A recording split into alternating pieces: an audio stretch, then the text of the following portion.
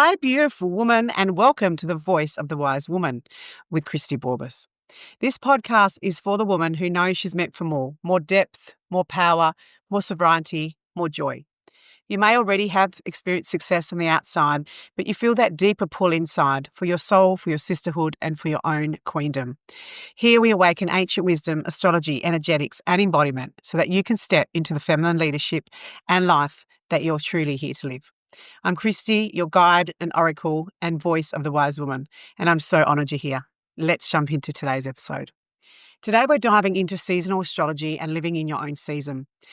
So often we try to match the collective seasons or compare ourselves to others, or whatever anyone else is doing, we try to do the same, and we wonder why sometimes it works and a lot of the time it actually falls flat. It's because you have your own astrological season. You have your own life chart living within. And I swear by mine.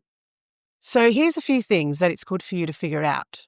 Your own life has its own cycle, its own rhythm. And the more you start to envelop that, the more you start to live that, the more easeful things are going to be for you. Your own astrological chart has its own rhythm.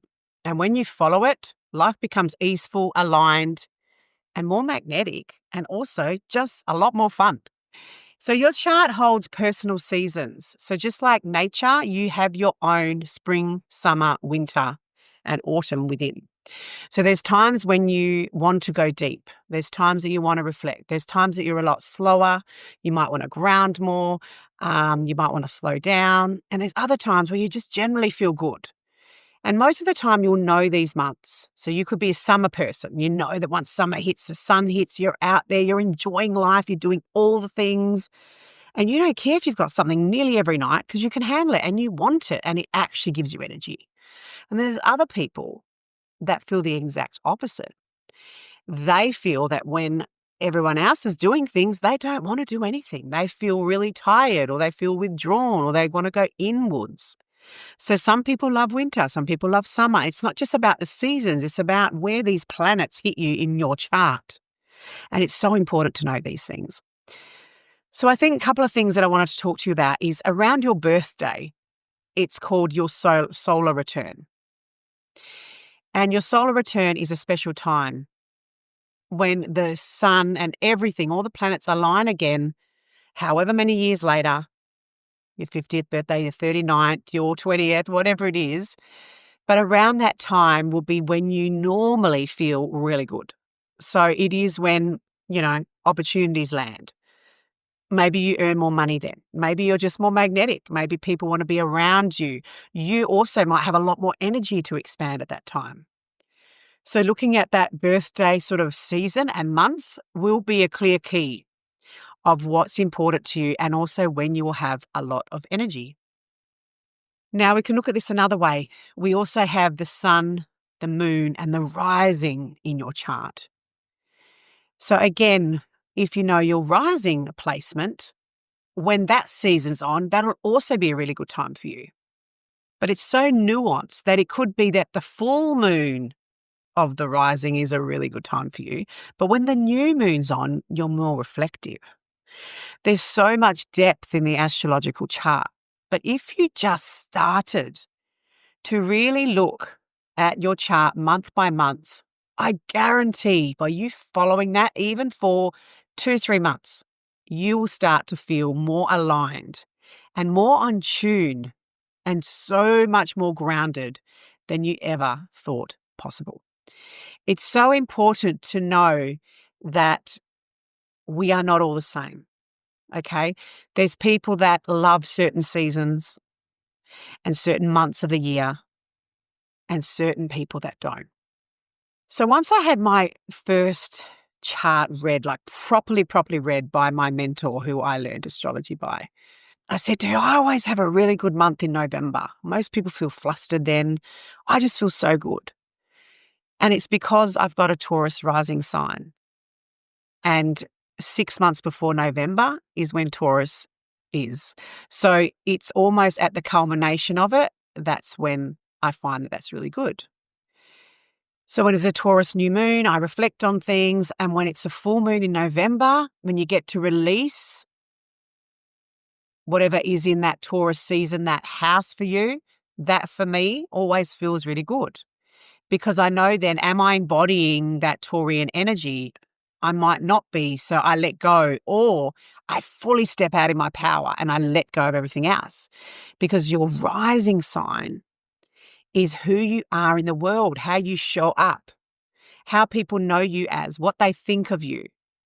Okay, so Taurians are embodied. They're very earth, they're earth goddess. They feel calm and peaceful and collected.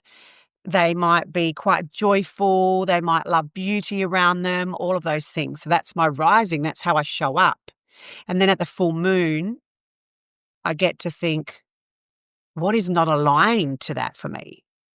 And then where can I be fully expressive as a Taurus? And I guess that's what happens, right? In November, I feel expressive. This year, I'm wanting to do my one big event for the year where I'm going to have my own speaking event. I'm creating a stage, I'm bringing the people in, and I'm going to talk about all the juice, all the things that I do and I love. And I'm going to really get people to feel really embodied in who they are, the ancient wisdom, all the stuff. But I already know that November will be a good time. So I just nutted out from my chart.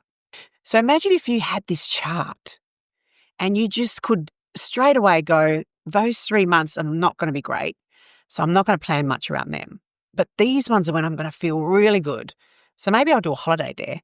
If you've got a business, that's where I might launch a new product. Or if you want to do overtime, when you're going to have more energy and when you're going to need to just pull back a bit. Also, when things might be hectic. There is so much to be said about knowing this. And when you're in my world, my clients, we do this every month. In my new signature program, The Queendom, you're going to get a personalized email sent to you with what it means for you that month. And then you can plan your life around that. Because there's certain new moon and full moons that come up and I'm like, oh, I don't want to do the work this month because they're more of my shadows. And then there's the other ones like, yeah, let's do it. Let's get all the journaling questions. Let's go outside. Let's do a ceremony. Let's bring people together, make this magnetic. Right? But I know this about myself and I plan my whole business around it. Also my personal life and my holidays. So most parts, I can't control everything. Okay? Nobody can. There's always going to be things that are going to throw you off your axis. But imagine if you had this little blueprint where you knew when you were going to have the most energy, when you're going to feel most aligned, when you're going to be magnetic, or when you're going to have good luck. There's so many things that we can do once we know our charts. So we've got the sun piece, which is where you're magnetic, what you're naturally good at, what you should focus on, the sun sign. That's when your birthday is. You've got your rising, how you show up in the world. Really important, because if you're not embodying and showing up as that true essence of your first house, that's where we would start looking at how we can implement more. Because once you know your rising sign and you live your life as that person, as that season, as that complete archetypal planet, when you embody that, everything else is easy. And then you've got the moon, and the moon is the emotional side. So where your moon is in the chart, that's how you hold your emotions, how you show them, how you process them, all of the things to do with emotions. So, you've got a Libra moon. Okay, so for you, emotions, you're going to be around relationships, how you show up in relationships, who is around you, what they give to you in a relationship. That will help nurture your emotions. If you're, say, example, an Aries in the moon, that means that your emotions will probably be a lot of anger that will be there. You'll be quick to anger. You'll be quick to move or even quick to move emotions. If you're embodied in that, you will be able to rage, let it out and be okay with it really quickly. And then other times, maybe it's not really active in your chart. It's more stagnant or it's more repressed. So then you might have repressed anger because Aries and Mars are linked and Mars is energy, Mars is masculine. So there's so many little nuances underneath each sign. So it's about knowing all this about yourself and almost like writing a book. It just happens that a lot of my clients already naturally do these things. Around their birthday, they're naturally doing a few more things. They're feeling more. They might be going on holidays. They might be launching a book. They're wanting to show up. They might get a photo shoot. Maybe things just work well. So then I will teach them do more in those months. Really utilize that energy. So there's so much to be said about knowing your chart. It naturally shows you when you should rest, when you should rise, when you should create, when you should have more joy. When you work with your seasons, with your chart, you stop fighting against yourself. And instead, it's almost like you are surfing those waves all the way to the shore. It just feels easeful. You will not force, you will not burn out. Everything will be aligned and in flow. This is where manifestation really comes into effect, because you know your energetic seasons. And you also know then, certain rituals and habits and things might be harder in certain months. But if you keep going, you know you're going to get there. You're still not fighting against it. You just know it's going to be harder. So you're more aware. And when we're aware, we still do the thing, don't we? So I'm going to wrap it up today, because I think that's a lot of information. And I want to make these short and potent so that you can take what you need. So from this, we're really looking at how can we use our own chart to basically navigate our life and make sure that our life force aligns with the days that we do all the things or the months. And then when we give ourselves some slack, let ourselves rest on the times when we know it's going to be a bit harder. If you want any more advice on your own astrological chart, or you'd like an astrological reading, I do all of that.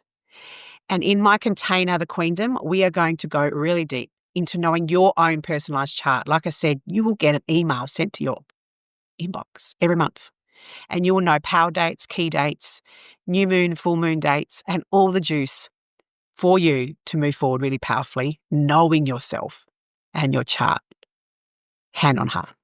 It is a game changer.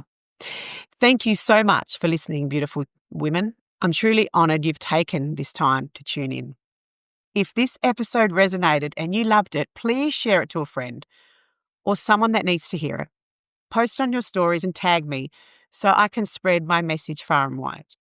It would mean so much if you could leave me a rating or a review so more women can find this space. And if you're truly ready to embody everything we speak about and step into your beautiful feminine leadership self, come and join me inside the Queendom, my 12-month mastermind. You'll find the link in my bio along with some beautiful free resources to get you started.